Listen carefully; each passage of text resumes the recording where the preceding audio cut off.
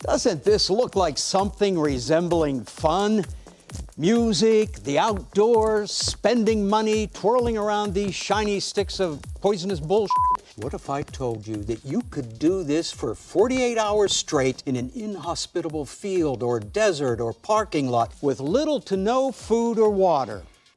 Sounds terrible. I'll bet you $300 to $400 you'll come to see a handful of bands you kind of heard of this year at Hortfest.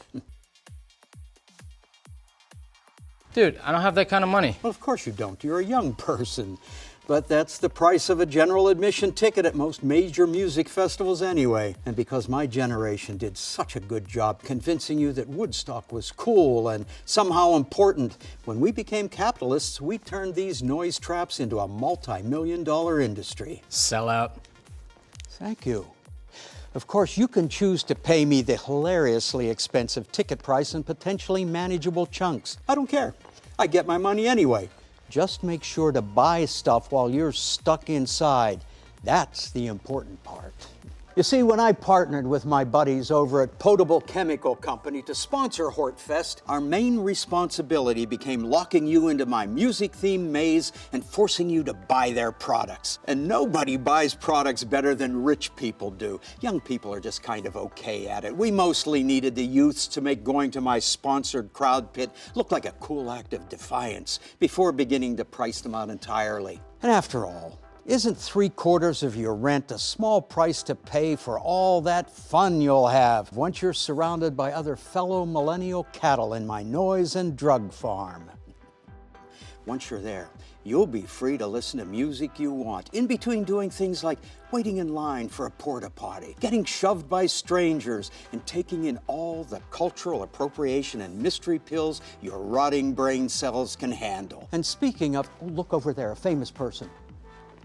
Sorry, I had to do that to distract you from the horrifying statistics about drug-related arrests and overdoses at festivals like mine. Because drugs are an important part of Hortfest. They're how we get you here. Without them, you'd probably be at home doing something less expensive and physically exhausting. So what do you say?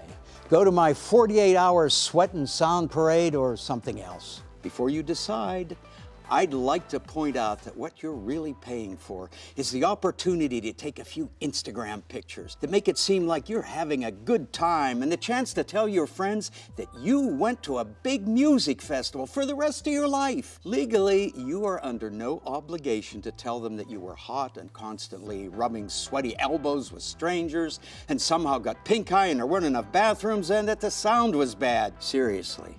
You can lie and brag to your friends. There's no law against it. Small price to pay for status.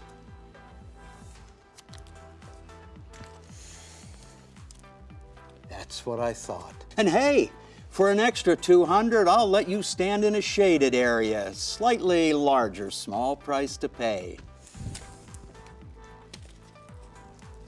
So come to this year's Hortfest. Hortfest! You're paying for the right to tell your friends you went here.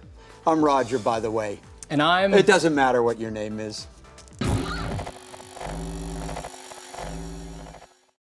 Hey, thanks for watching. If you'd like to subscribe to our channel, hit the big C in the middle. Feel free to click the links to the right if you want to watch another cracked video. And don't forget to hit that notification bell at the bottom to be notified when we put out another great cracked video.